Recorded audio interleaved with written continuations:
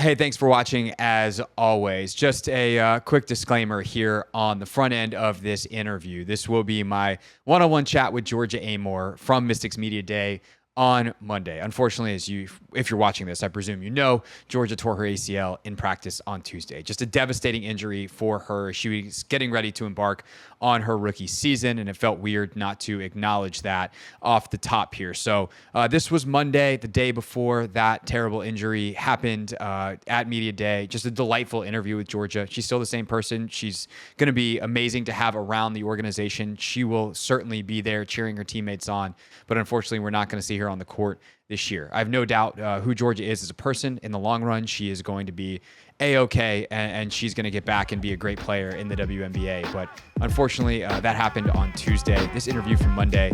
So without further ado, here's my chat with Georgia. On Mystics Media Day with Georgia Amoore, Virginia Tech, Kentucky, Washington Mystic.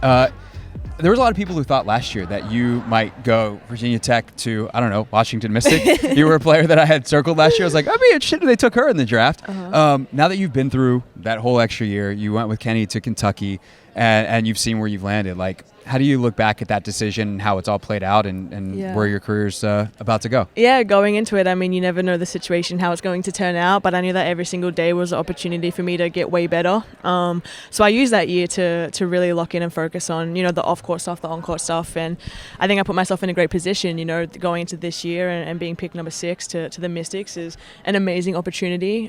So I think the process, it's a long one, but it's worked out really well. You got the video on draft night from Trinity Rodman, which is fun. It was extra funny for me because I interviewed Trinity on her draft night. Okay. But what did that video mean to you, and where does your NWSL and specifically Washington Spirit and Trinity Rodman fandom come from?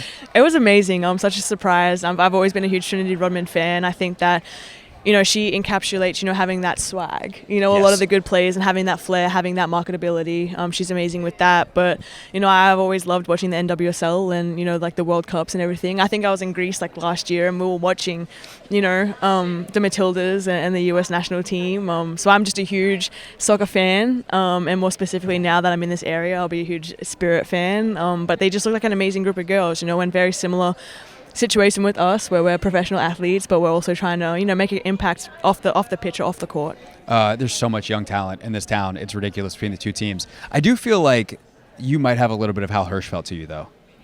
It's just there's an aggressiveness, there's a tenacity. It's a compliment. I know. I'm hearing you. To be very, very clear, that is a compliment. I'm taking it as a compliment. Okay, and just people are gonna see the way you play. And look, how all of a sudden has found some offense too. So that found gold there. We know that you got that end of the floor taken care of. There's a phrase that you used in the intro press conference. At least I wrote it down, so I'm hoping that you used it. Mm-hmm. But you talked about authenticity on purpose. Mm-hmm. What does that mean to you? Yeah, I think, you have to, having purpose is such a huge thing, especially, when you're someone like me or in a rebuild program like I was at, Virginia Tech and Kentucky and now going here, having those expectations. You have to be so intentional with everything you do and to be authentic, to be vulnerable. It's vital. It's vital to spread yourself among your teammates and your staff and the fans, the media, everything, because that's what draws attention and that's what's going to continue to build whatever you're trying to build. I just find that phrase so interesting because authenticity happens and on purpose feels like it's, for lack of a better word, it can be forced. Yeah. Right? Yeah. So how do you make sure that is it just I'm going to make sure that I give my full self to her on this day? Is it kind of like that?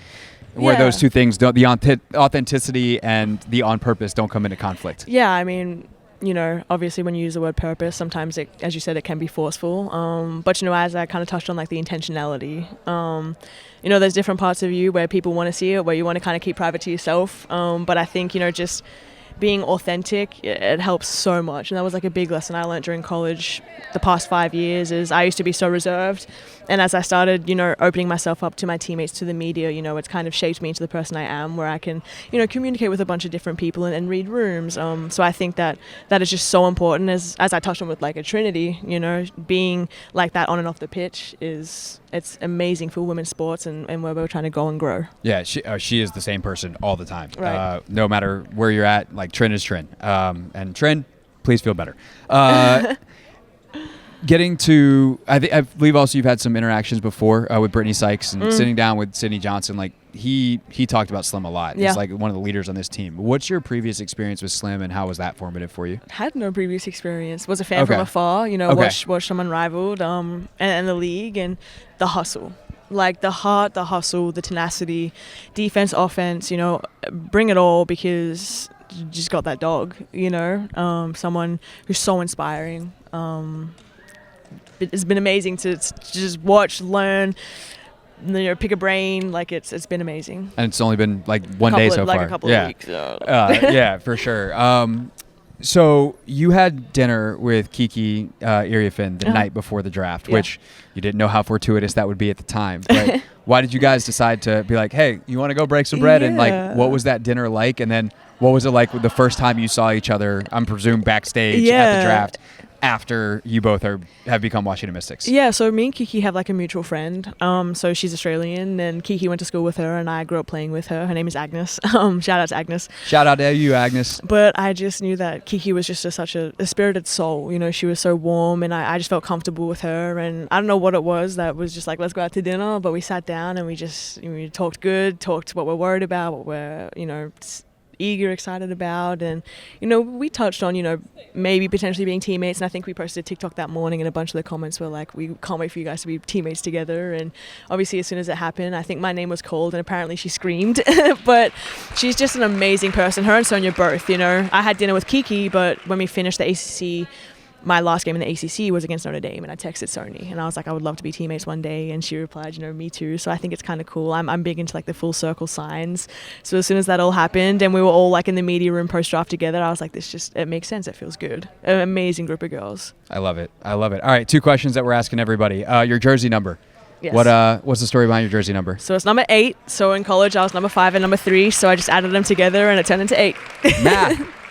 And that's the first time in the history of this show that math has been done well. Basic addition. Last but not least, if you could pick a company that you're not currently working with to sponsor you, you should be like, get to sign a deal right now. Yes. Who are you like, hey, come get me? Ooh. Well, I'm wearing my Jordans, so that's something in the works. But I don't know. That's a good question. I'm big into like perfumes and stuff, so maybe like a Santel, you know, because their perfumes are expensive, but they're nice. They're bougie. I wear Santel 33, so I'd probably work something with like a fragrance company for sure. There you go. Come and get her. Come and get her. Should be smelling nice all over DC. Georgia Amoore, everybody. Thank you so much, Georgia. Thank you.